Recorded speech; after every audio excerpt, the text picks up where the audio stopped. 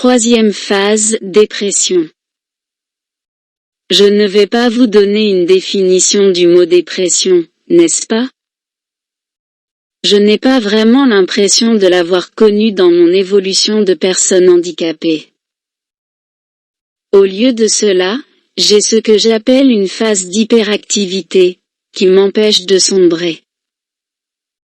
En enchaînant les défis, les aventures, les expériences, je suis récompensé. Parfois, je me donne même l'impression de ne pas avoir d'objectif précis, ou du moins pas d'objectif clair. Ce n'est pas facile de maintenir le respect pour ce que nous faisons.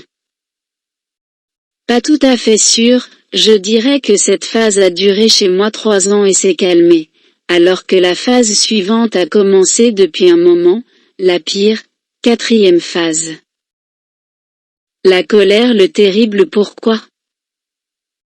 L'injustice, la traîtrise de ce corps qui n'a pas suivi la tête, la rancéure, l'incompréhension.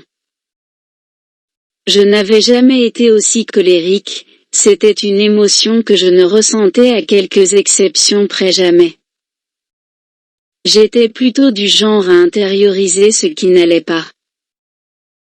Sauf que cette colère-là, elle monte, elle gronde, elle est gigantesque et elle est lourde, elle prend de la place jusqu'à déborder de partout. Plus de patience, moins de compassion, d'amour et de bienveillance envers soi-même. Lorsque j'ai compris que j'étais dedans, j'ai eu peur. Peur de ne pas en sortir, peur qu'elle dure des années et des années. Car je me sentais incapable de pardonner.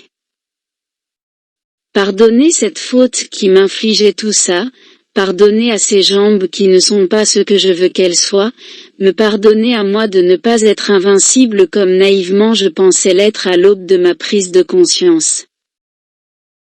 Finalement, elle a duré 2 ans, ce qui est déjà bien assez. Et alors que j'en sors à peine, je crains qu'elle me reprenne si je n'y prends pas garde.